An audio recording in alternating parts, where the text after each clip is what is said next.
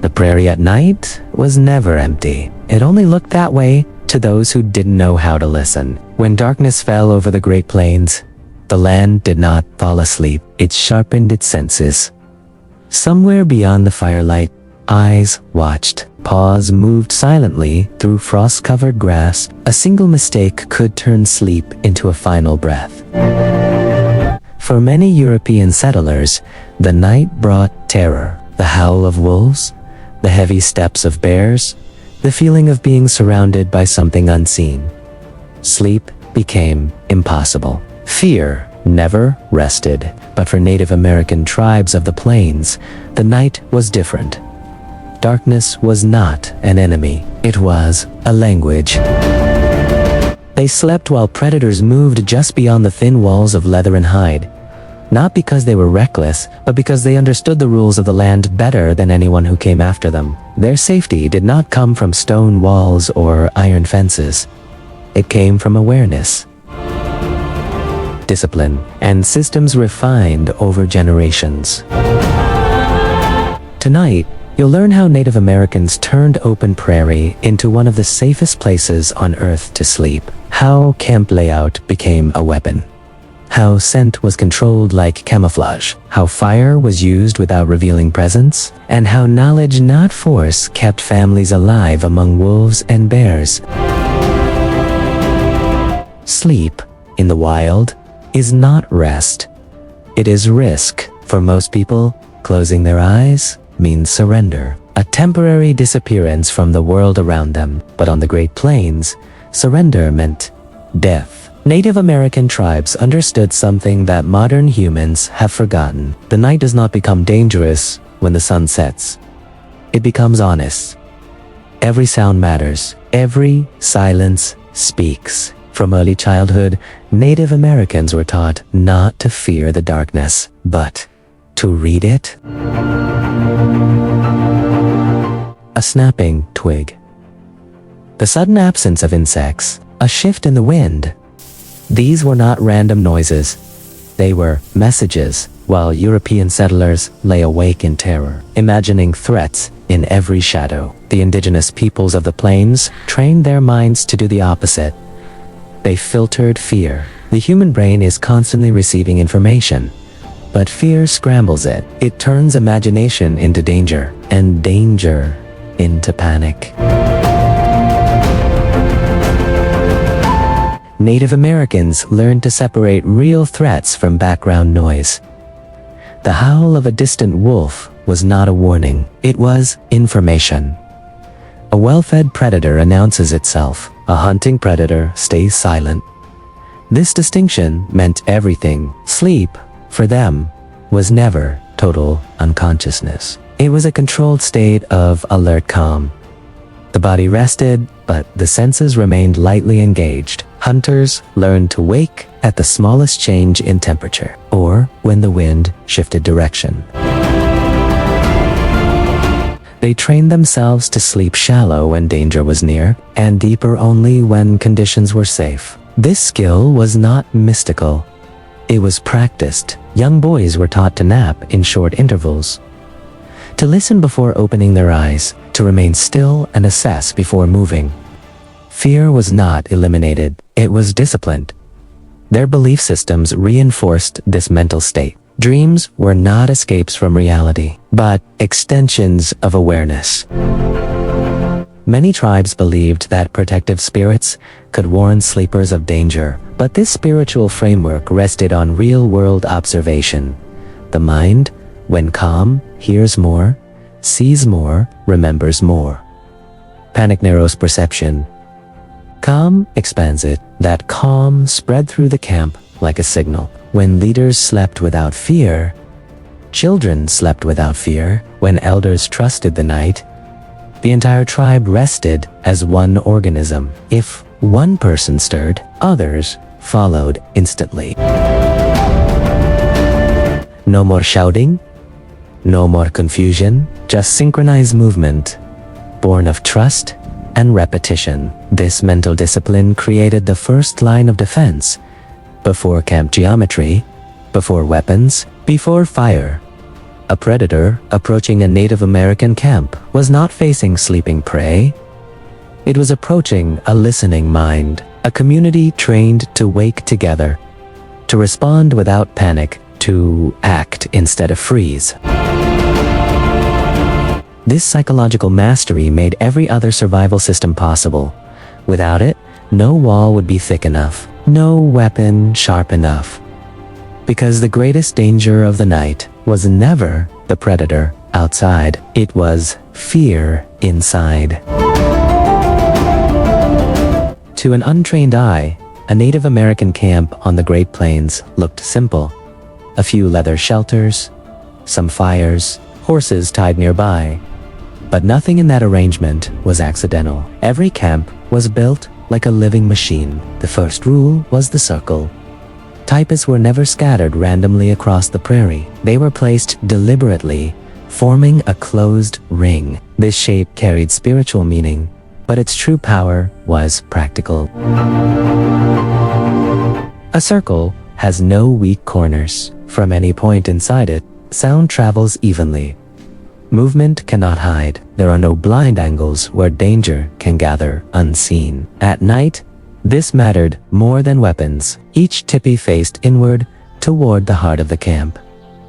Entrances were aligned, creating a shared field of awareness. If one person stirred, the entire camp felt it. The most valuable resource of the tribe Horsus was placed inside this ring, not outside. Not tethered on the edge. Inside. Horses hear and smell far better than humans. They sense danger long before it arrives. A restless shift, a sudden snort, hooves stamping softly against frozen ground. These sounds were alarms. A predator could approach silently, but it could not move past the horses unnoticed. The circle also compressed space. Tipis were placed close enough that no large animal could slip between them quietly. Guide ropes, poles, and tension lines formed a web of obstacles in the dark. A wolf brushing against them would create vibration. A bear would announce itself with noise. Even the ground itself was prepared. Tall grass and shrubs around the camp were cleared away. Predators rely on cover. Remove the cover, and you remove their confidence. Approaching across open ground under moonlight meant exposure. Most animals chose to turn away. The circle controlled movement. Entrances to the camp were limited and predictable. Bushes, poles, or thorny branches narrowed access points. This allowed guards to focus on specific directions instead of watching an endless perimeter. Experience determined placement. The most skilled warriors slept closest to the outer edge of the circle, often near likely approach routes. Women, children, and elders were positioned deeper inside. This was not hierarchy, it was shielding. Any threat reaching the camp would meet resistance immediately. The shape also amplified sound. A noise at one edge of the circle echoed inward. A whispered warning carried without shouting. In darkness, this acoustic advantage could save lives. What settlers tried to build with fences and walls, Native Americans achieved with geometry. A camp that could be assembled in hours became a fortress for the night. Predators learned this pattern. Wolves tested the perimeter and retreated. Bears circled wide, unwilling to step into open, noisy space. The camp did not challenge the night. It shaped it. This silent architecture, built from leather, rope, and understanding, turned an exposed prairie into defended ground. And this was only the beginning. Because beyond shape and structure, there was something far more dangerous to predators than weapons. Awareness. In the next chapter, you'll learn how living creatures themselves became part of the defense system.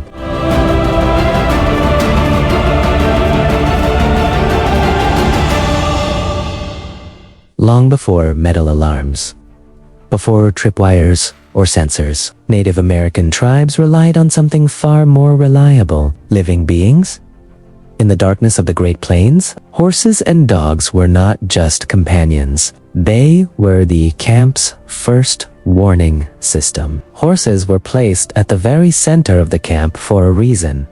Their hearing reaches far beyond human range. Their sense of smell reads the wind like a map. A horse can detect danger long before it becomes visible. A faint scent carried on cold air, a vibration through frozen ground. A presence that does not belong. When a predator approached, horses reacted before humans ever could. A sudden shift of weight, a sharp exhale through the nostrils, hooves stamping once. Then again, to an untrained ear, these were ordinary sounds. To the people of the plains, they were unmistakable warnings. Horses did not panic blindly. They reacted selectively. A passing deer meant nothing. A distant wolf might earn a glance, but a hunting predator triggered tension instantly. This made them perfect sentinels. Dogs formed the second layer.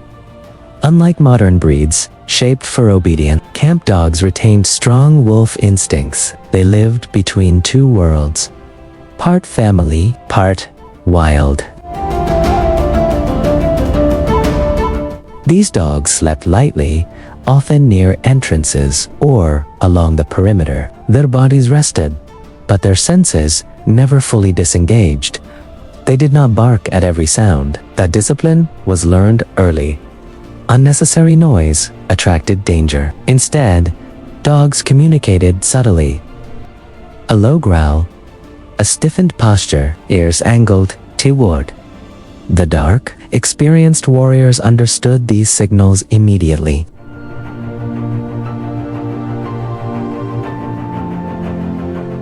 A dog's warning was rarely wrong. If a dog rose suddenly and stared into the night, everyone noticed. And when dogs moved closer to their owners, seeking contact instead of distance, it meant something large was nearby. Sometimes, the dogs were the deterrent themselves. Predators recognize other predators. The presence of multiple dogs, their scent marking the camp, created the illusion of a defended territory. Many wolves chose to avoid conflict entirely. Dogs also served another purpose. They mirrored human calm. A relaxed dog meant safety.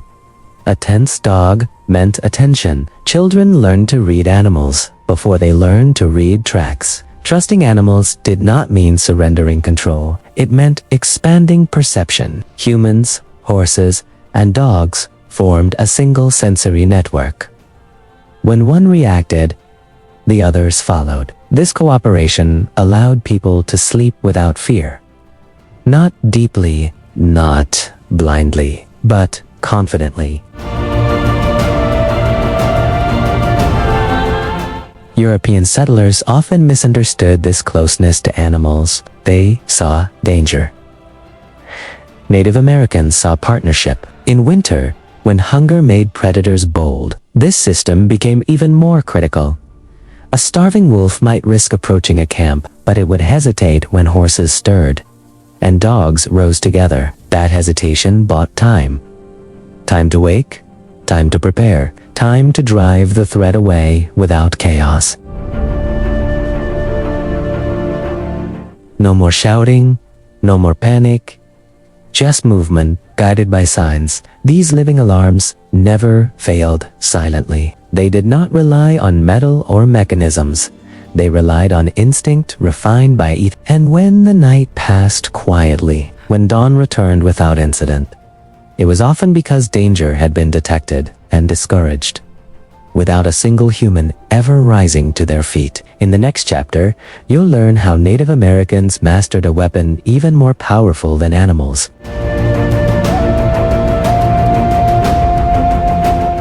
In the wild, sight deceives. Sound can be masked, but scent never lies. For predators of the Great Plains, smell was the primary sense. A wolf could track prey across miles. A bear could locate food long before it was seen or heard. Native American tribes understood this reality completely, and instead of fighting it, they learned how to disappear from it. The most dangerous thing in a camp was not a weapon, it was food.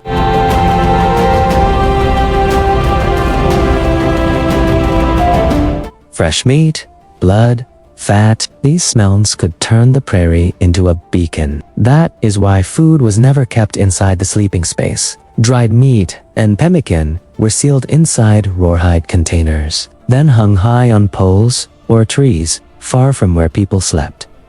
The wind carried the scent away, breaking its trail. A predator might smell something once, but never long enough to follow it. Hunters followed. Animals were butchered far from camp. Blood-soaked clothing never crossed the living area. Anything carrying the scent of a kill was cleaned or left outside overnight. This discipline was absolute. One careless mistake could invite a bear from kilometers away. But avoidance was only half the strategy. The tribes also masked themselves. Smoke was one of their most powerful tools.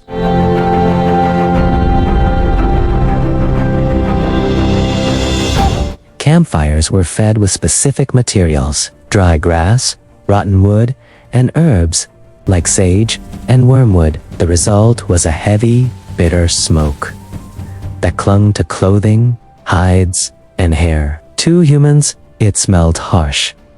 To predators, it meant fire and danger. Leather tents, clothing, and bedding absorbed this scent over time, creating a permanent olfactory barrier.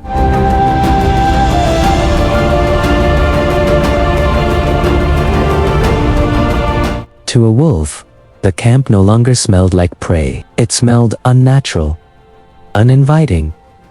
Cleanliness mattered. Food scraps and bones were never discarded nearby. They were burned to ash or carried far downwind.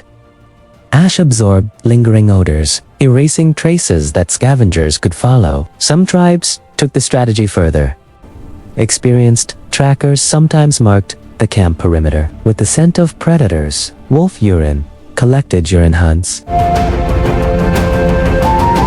To a lone animal, this signaled territory already claimed. Better to avoid confrontation than risk injury. Even personal scent was managed.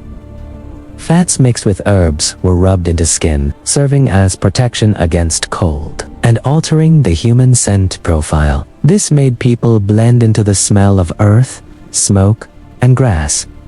Insects avoided it. Predators ignored it. The camp became invisible. This invisible chemistry required discipline from everyone. Children learned early that cleanliness was survival. Carelessness endangered the entire group. There was no room for individual error. What settlers called superstition was, in truth, applied science, an understanding of animal behavior refined through centuries of observation. A bear does not attack what it cannot identify. A wolf avoids what smells wrong. By controlling scent, Native Americans controlled attention. Predators passed nearby without stopping, without curiosity, without challenge. The camp remained quiet, not because danger did not exist, but because it was never invited. In the next chapter, you'll learn how Native Americans mastered another paradox of survival: fire. How to stay warm without being seen. In the wild, fire is life. But at night, fire is also a signal. A tall flame can be seen from miles away. It announces location, weakness, and presence. European travelers often made this mistake. They built large fires, believing light meant safety. It did not. A roaring fire blinds those who sit beside it. Eyes adjust to brightness, leaving the darkness beyond completely unreadable.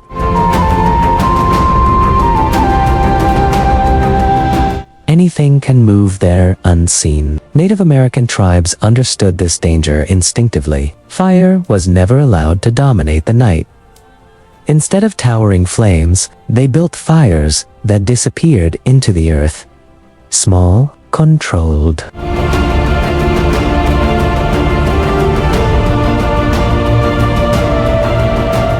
While most of the camp slept, some never did. Every Native American camp on the Great Plains had men whose duty began when others closed their eyes.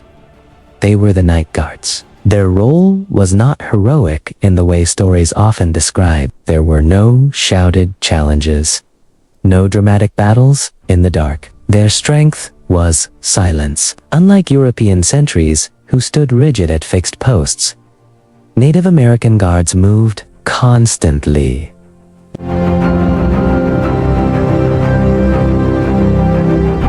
They circled the camp slowly, changing patch, changing direction, never allowing the night to learn their pattern. Stillness attracts danger. Movement confuses it. Each guard knew the land intimately. Every bush, every stone, every hollow where sound could hide. A single broken twig meant something. A shadow out of place meant something. Their task was not to fight, but to notice. When danger approached, early warning mattered more than weapons.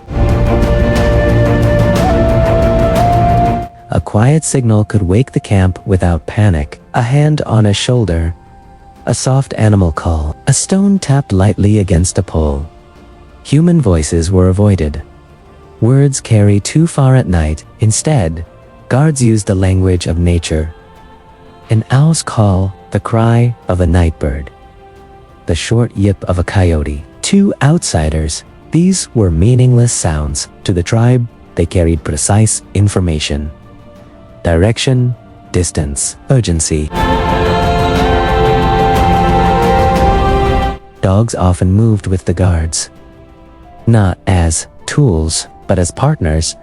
A dog's posture could confirm what human eyes suspected. A low growl could mean hold still. A sudden freeze could mean danger close. The guards listened to the animals as much as the land.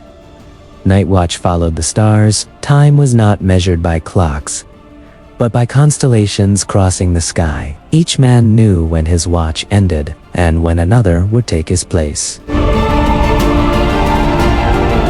Changing guard happened quietly. Without waking the camp, discipline was absolute. Falling asleep on watch was unthinkable, not because of punishment alone, but because everyone understood the cost. One mistake could doom an entire family. Young warriors learned vigilance early. Night duty was a test of maturity, a school where patience, restraint, and perception were sharpened.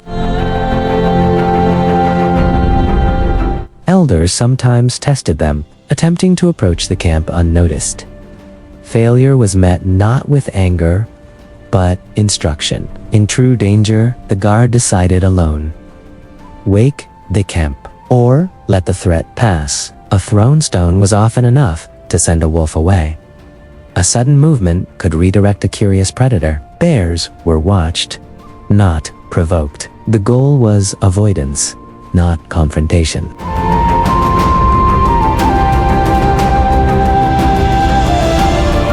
Weapons were ready, but rarely used. Eyes and ears were the real tools. Through snow, wind, and exhaustion, these men walked the invisible line between sleep and chaos. They were the living wall. Because of them, children slept. Elders rested, fires stayed low.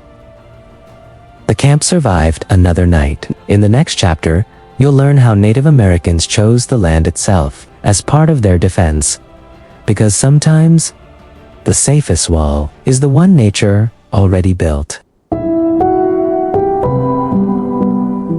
The strongest walls were never built by human hands. They were already there. For Native American tribes, choosing where to sleep was as important as how to defend the camp. The land itself became part of the shelter.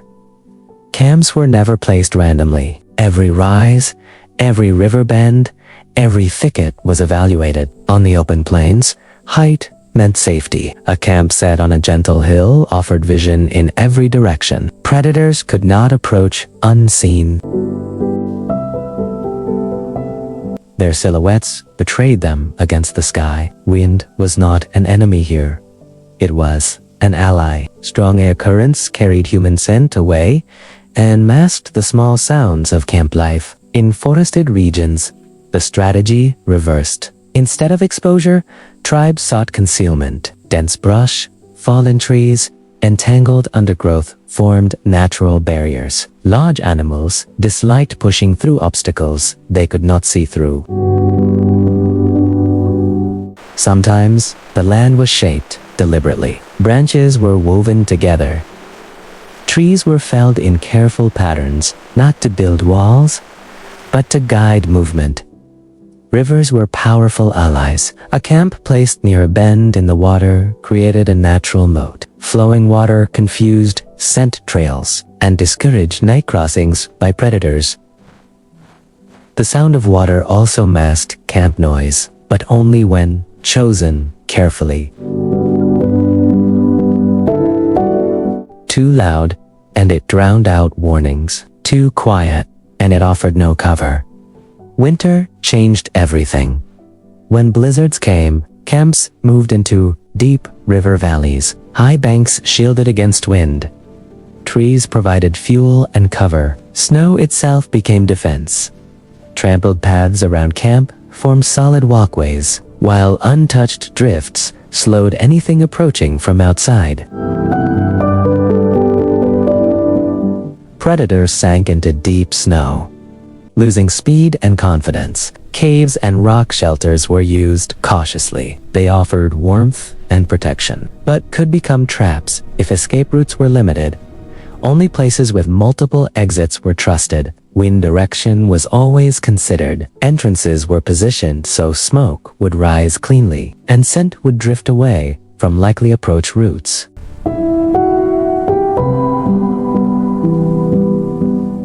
Even thorny plants played a role. Rosehip, hawthorn, and dense shrubs were not cleared.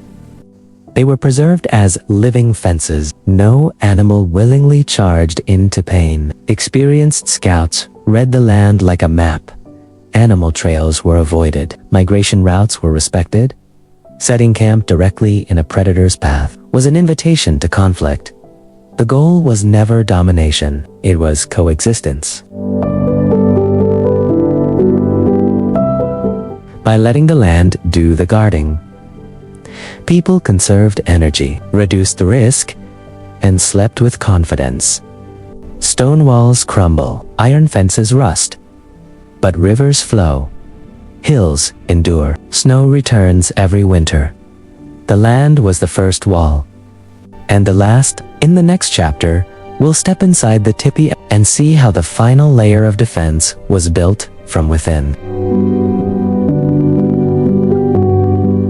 When the night pressed closest, when danger was no longer distant but just beyond the hide walls, the final line of defense was not outside the camp. It was inside the tipi. Two outsiders. A tipi looked fragile. Thin leather, wooden pole, a shape too simple to protect anyone from the wild. That illusion was dangerous. Because the tipi was not a tent, it was a system. Every pole, every knot, every layer served a purpose. The conical shape was the first defense. Wind did not strike it head-on. It flowed around it. Storms that flattened rectangular shelters only pressed the tipi more firmly into the ground. The walls were made from thick bison hides, treated with smoke and fat until they became water-resistant, flexible, and strong. These hides did more than block cold. They muted light, they dampened sound, and they transmitted vibration. A step outside the tipi did not disappear into the night. It traveled through the stretched leather like a drum. Inside, even the smallest disturbance could be felt. The entrance was never random. It always faced east, away from prevailing winds, and away from the most likely night approaches. At night, the flap was secured from within, using weighted ties and knots, making silent entry nearly impossible. Anyone trying to enter would announce themselves before they crossed the threshold.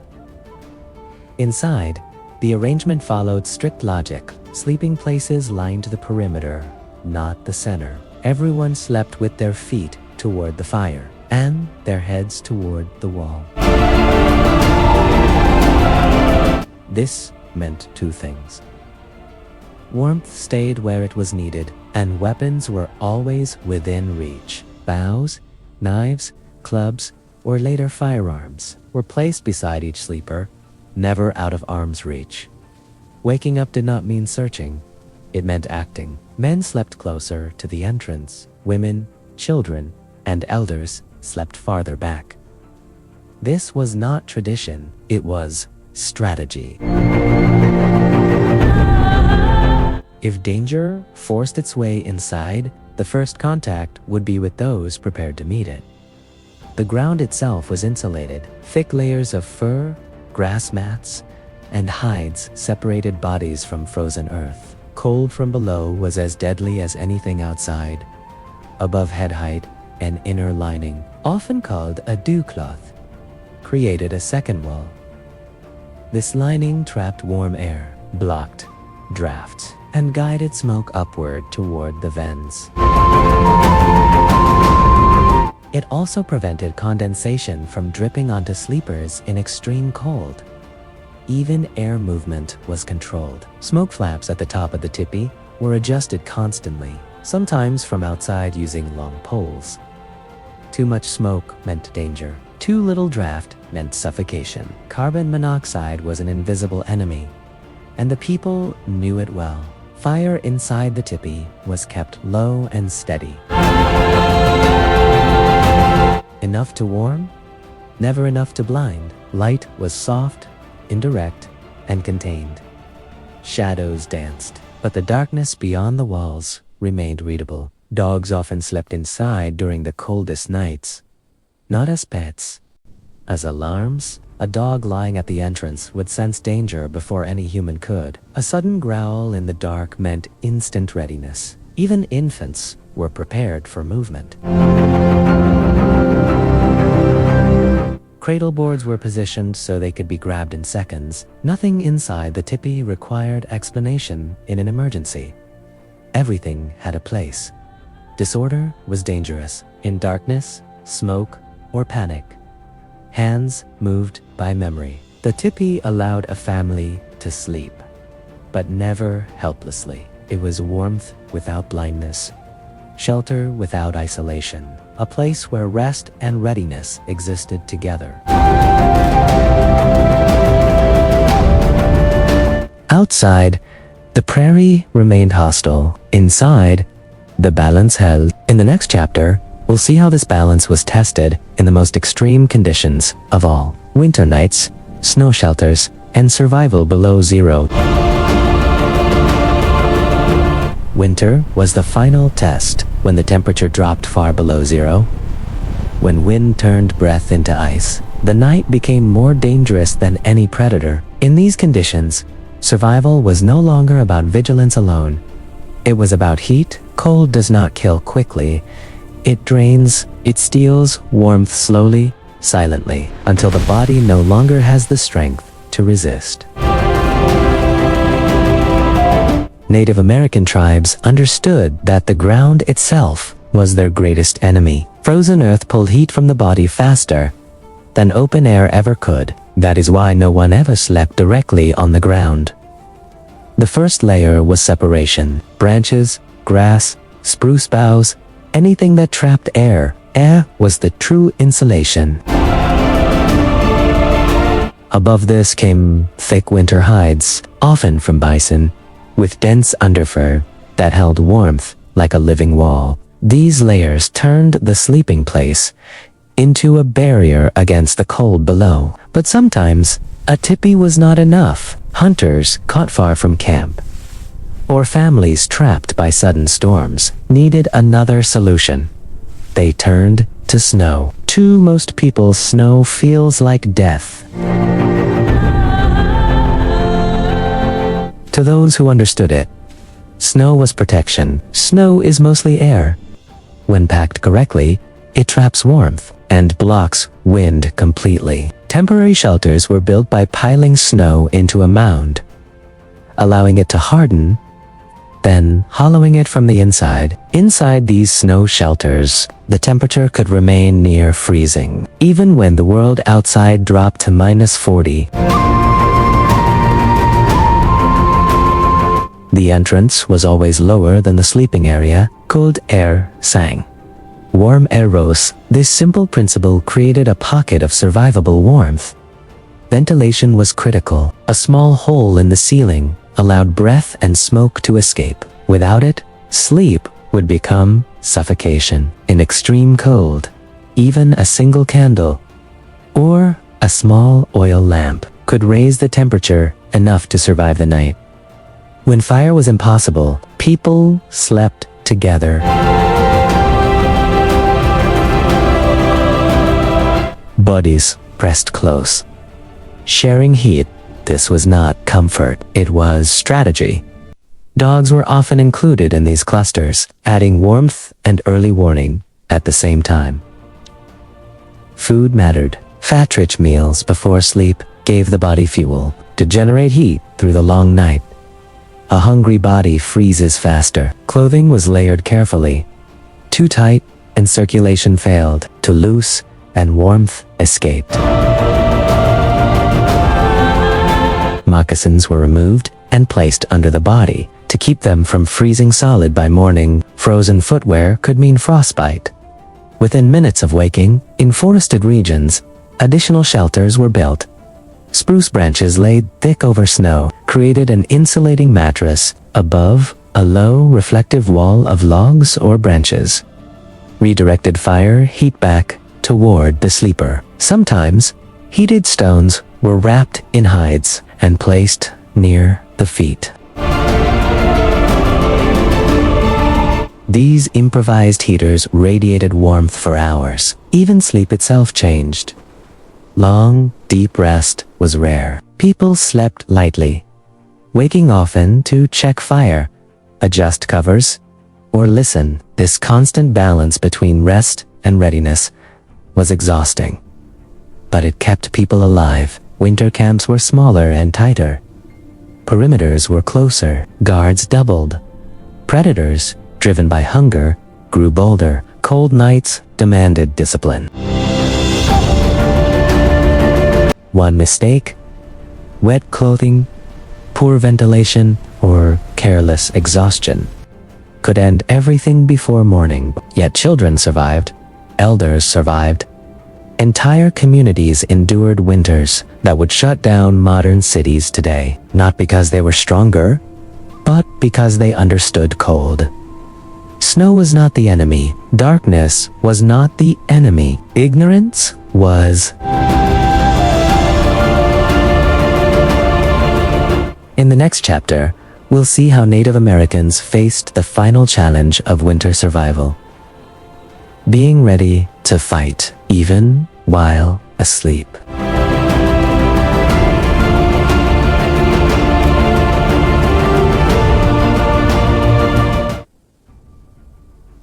Night did not mean surrender. For Native American tribes, sleep was never separation from danger. It was simply another state of awareness. Even in rest, a warrior was never unarmed. Weapons were not symbols of violence. They were tools of survival. Every sleeping place was arranged with purpose. Nothing was accidental. Knives were kept within a hand's reach, often worn around the neck or laid beside the body. Not for fear, but for certainty. In the darkness of a teepee, there was no time to search. No room for hesitation. A single second could decide whether a family lived or died. Bows were positioned so an arrow could be drawn with one smooth motion. Quivers were placed by memory, not sight. A warrior could reach for a weapon before his eyes fully opened. Tomahawks and war clubs rested at the head of the bed. These were weapons for close spaces, where arrows were useless. and long guns impossible to raise. In the confined interior of a teepee, speed mattered more than strength. Heavy clubs could shatter bone with a single strike, even in total darkness. Against bears, special precautions were taken. Spears with wide tips were sometimes planted into the ground. Near sleeping areas, if a charging animal entered the dwelling, it would meet the weapon with its own momentum. Firearms, when they later appeared, were treated with extreme care.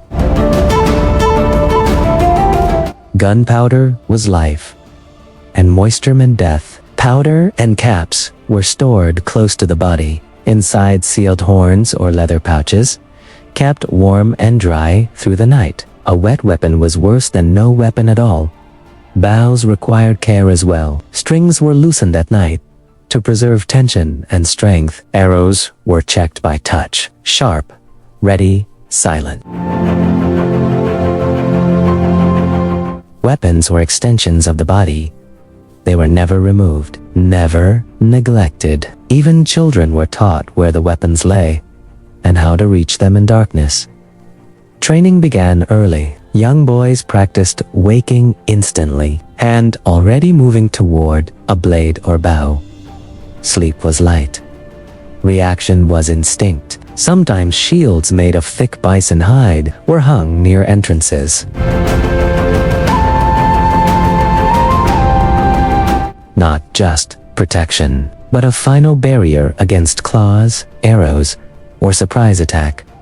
Around lone sleepers or scouts, simple alarm traps were set. Leather cords with bone rattles, twigs, placed to snap under weight. No technology, just awareness amplified. The goal was never to fight. It was to be ready. A prepared camp rarely needed to defend itself. Predators sensed readiness. They tested weak places and moved on when none were found. Even in the deepest winter, even after exhausting days, this discipline remained, because the cost of forgetting, even once, was absolute. For Native Americans, peace did not come from absence of danger. It came from preparation, from knowing that even in sleep, they were not helpless.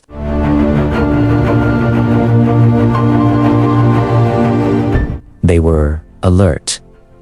They were ready. And because of that, they slept. In the final chapter, we'll step back and look at the complete system. How knowledge, not walls, turned open land into home. When we imagine survival, we imagine walls. Stone, steel, concrete. We believe safety comes from thickness, from distance, from separation. But the indigenous peoples of North America survived in a different way. They lived in open land, under open skies, among predators, storms, and darkness. And they slept. Not because the world was safe, but because they were prepared. They did not defeat nature. They learned its patterns. They listened to the wind. They read the ground. They understood animals not as monsters, but as neighbors with rules. Their shelters were not primitive. They were precise. Every camp circle was a system. Every fire was controlled. Every scent was managed. Every sleeping place was planned. Nothing was accidental. Security did not come from isolation. It came from awareness, from discipline repeated every night, from knowledge passed through generations. Even sleep was trained. Even rest was alert. Children learned early where safety came from, not from fear, but from understanding. Winter did not break them. Darkness did not claim them. Predators did not rule them. Because they knew something we often forget, the land is not hostile by default. It only becomes deadly when we stop paying attention. Modern cities shut down at temperatures these people endured for centuries.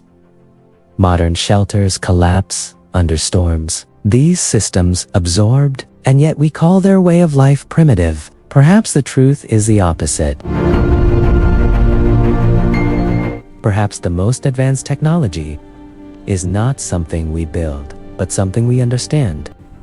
Awareness, respect, preparation, the ability to exist without domination, to sleep without illusion. The Native American tribes of the plains did not need walls to feel safe. They needed knowledge. And that knowledge turned open prairie into home. If this story changed how you see survive the wilderness, or even sleep itself, then their legacy is still alive. Thank you for listening.